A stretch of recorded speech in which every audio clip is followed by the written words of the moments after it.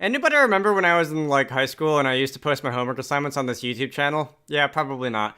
So a couple of weeks ago I had one where I had to go and read Jesse Schell's book of game design, Lens, I don't know what the title of my textbook is. And anyway, I had to take notes on it and do a like video presentation on it. And I kind of like the way it turned out, so I might as well just go and check it on this YouTube channel and see what anyone else thinks because I don't have anything better to do on a Monday. It is kind of rough around the edges because I was in kind of a hurry to get it finished before like Never mind. For those of you who are following along Xenoblade Chronicles, there are two small-ish, like, location spoilers in the video, because I recorded a bunch of footage from different games to illustrate the points. But assuming you're okay with that, then enjoy my homework, I guess. That's a sentence that nobody said in the history of the universe ever. Worlds contain characters. Characters in games and characters in books and films don't really work the same way. In a book, you can naturally spend a lot of time and words describing a character and what they're thinking and how they interact with each other. And in a film, you can usually see their emotional reactions to things, and they're all in all pretty well defined. You can use words like teenager coming to terms with adulthood, or detective genius, or wizard but also human, or wizard but also flawed human, or superstar warrior who can't slay the dragon. I'm a what? The one kid everybody remembers from growing up, the other kid who followed the one kid that everybody remembers from growing up around but later learned that he was a little bit crazy, total Mary Sue.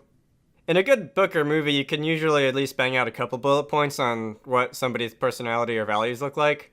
But in games, characters usually tend to be closer to templates or blank slates or something like that. For example, some of the common ones are save the princess, save the princess, save the world from capitalists, save the world from flying lizards, save the world from terrorists, balls of steel, save Kanto, save Johto, save the world, save the universe, save Unova again, save something, save this, save that. You may have noticed a few patterns. In books, you can characterize characters by getting inside their heads and reading exactly what they're thinking.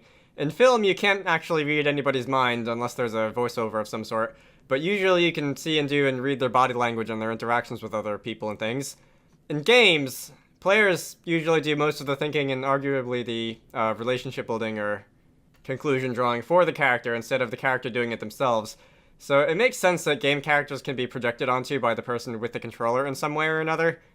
This isn't entirely true. For example, you know that this dude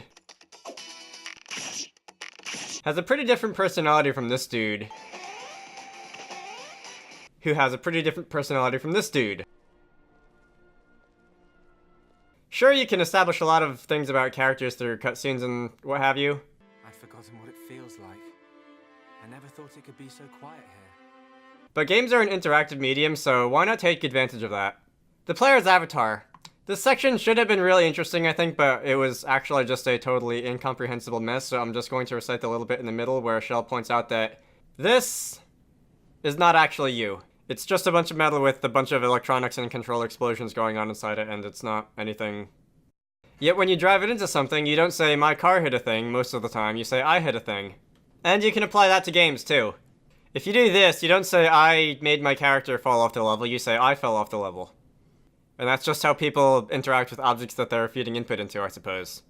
Moving on from that, there's the ideal form, and not all games make your character the ideal form of this or that hero.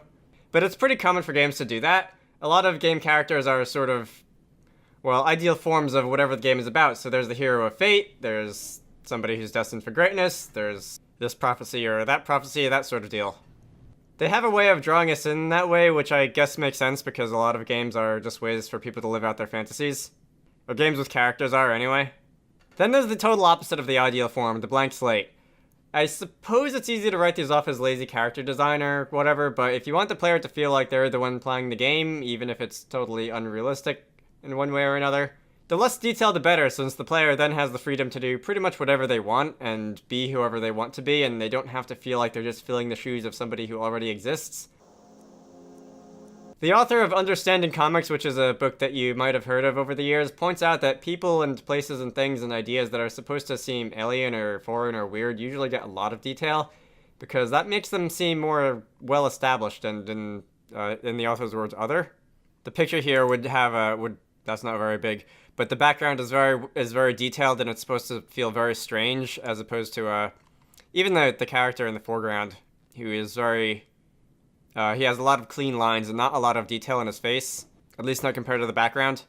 With that in mind, you can actually mix them together. Somewhere in here, Schell points out that the superhero Spider-Man is obviously a very skilled superhero who is very good at what he does with web swinging and stuff. But he doesn't speak much, if at all, and he wears a mask which gives a lot more freedom for interpretation versus, say, a different very skilled superhero who literally never shuts up. To wrap this section up, I guess the summary is to think about what kind of game/experience you're trying to deliver and decide what kind of character fits it better. It's probably somewhere on the sliding scale of, say, Kratos from God of War on one side and, I don't know, Nintendo's Mii's on the other, those being as much of a blank slate as you can have. Other characters. So there are probably some exceptions to this also, but most games have more than just the protagonist in them. There are a bunch of different non-playable character functions that I'm not going to try and list off speaking, so you can just see the text up there. Schell suggests doing things like trope inversions and having mentor characters end up being the final boss or something like that. And I think that can be quite a lot of fun and make for some very interesting plot twists, but also very easy to mess up and do it wrong. And by that I mean that when I was 12, I wrote a fanfiction about Mario getting kidnapped and had to get bailed out by Toad, and it sucked. Alright, how to write these characters.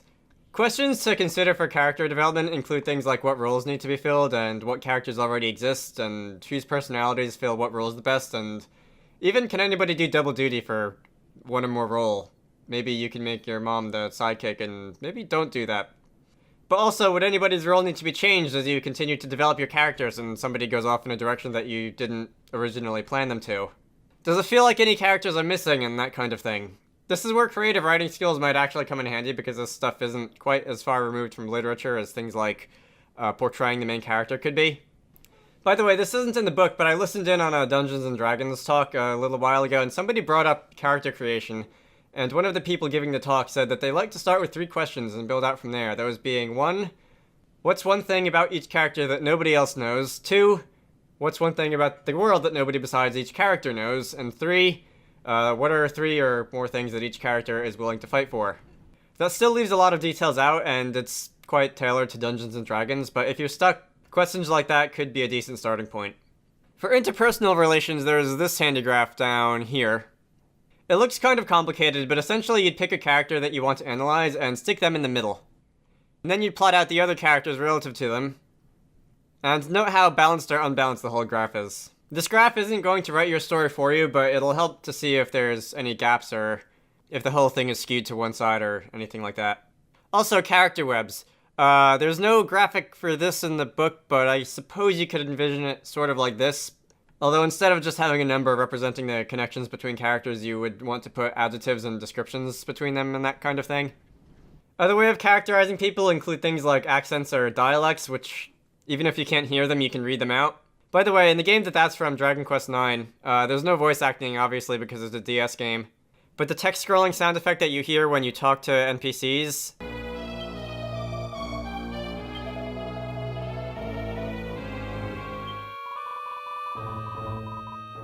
is pitched slightly differently for different characters. It's usually used to differentiate between male and female, but it doesn't take a lot of imagination to think of ways that it could be used to communicate personality as well.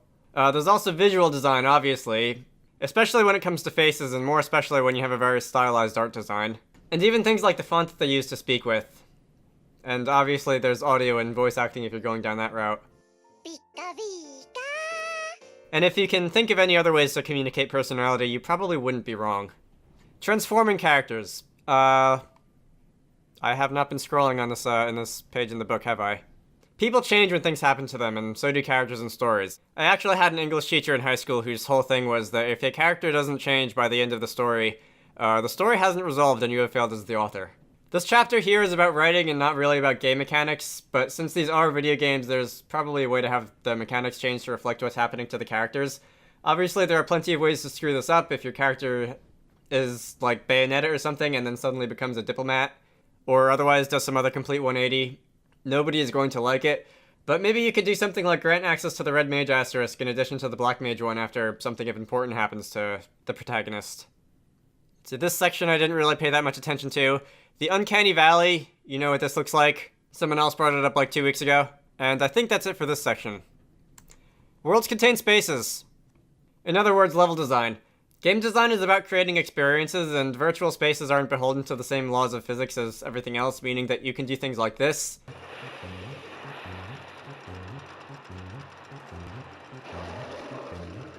And focus on how the player is going to experience it instead of how it's going to work. Like, seriously, who would build something like that in real life? Different types of game space have been talked about already, like discrete versus continuous and that kind of thing. And while this is more about the actual level design, I'm pretty sure those words come up a couple times in this chapter also.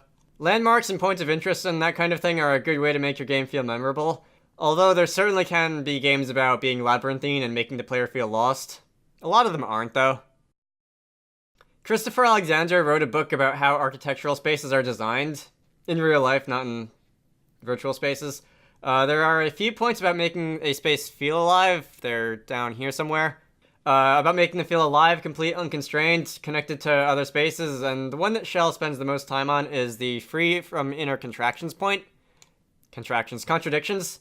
Or at least if you have any contradictions, there had better be a good reason for them to exist, and you should at least be aware of them and try to make excuses for them.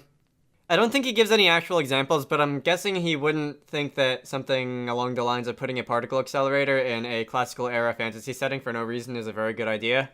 Somebody's probably done that in the last 30 years of making games. Getting back to the virtual architecture level, a lot of people realize eventually that most areas in real life would actually make for really boring levels in video games. Factory warehouses are usually designed to make it very easy for the people who work there to navigate and find what they need quickly instead of being interesting. A lot of forests in real life are quite repetitive and rather easy to get lost in. Modern housing developments are usually built to a spec and they just tend to go on forever. I'm sure you can think of at least a couple games where the designers made something like that and you hated it. A vast majority of the seafloor does not actually look like what it does in Subnautica. And of course, outer space is so impossibly huge and empty that it takes decades for even light to get to anything that's relatively nearby. In video games, on the other hand, this is considered a factory.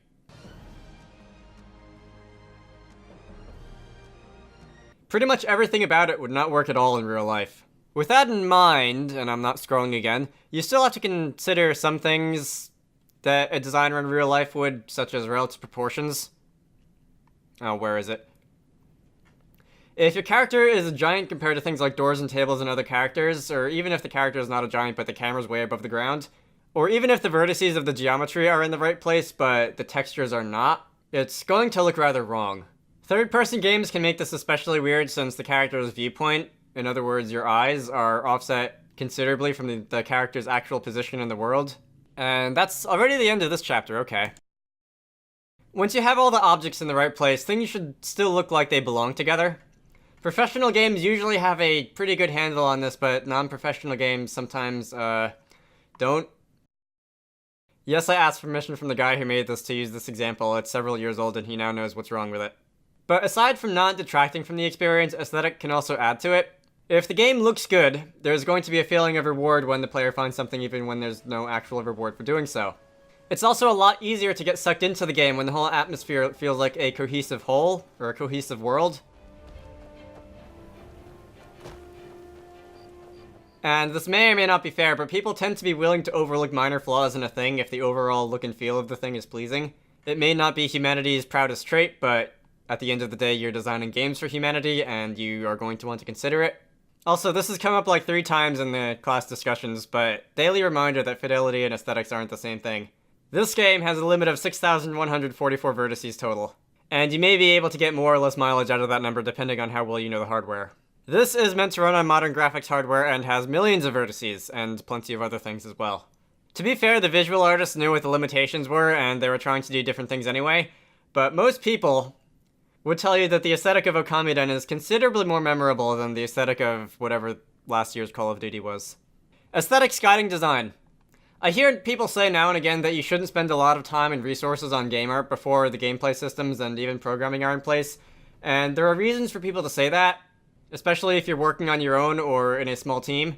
But a bit of concept art can end up being really valuable to fleshing out the game's identity. Try to feel out what you want people to see and feel and think and experience in your game world.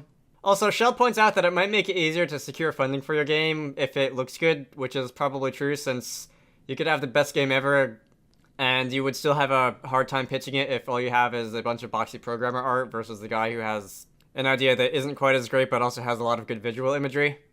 Of course, there's a finite amount of work that can never get done, so don't go overboard once again, especially if you're on a small team or on your own. Focus on what needs to get done the most instead of trying to cover everything, and remember that stuff tends to look better from far away than it does up close. Audio. We had a whole half of a class about this a few weeks ago, but once again, players notice audio even if games are primarily visual and some of us like to play with the sound off. The same rules that apply to art up here apply to audio as well. And lastly, balancing art and technology. I'm a programmer and have like zero vocabulary when it comes to art, so don't let people like me have the only say in what your game looks like, otherwise everything's going to look like this. Yeah.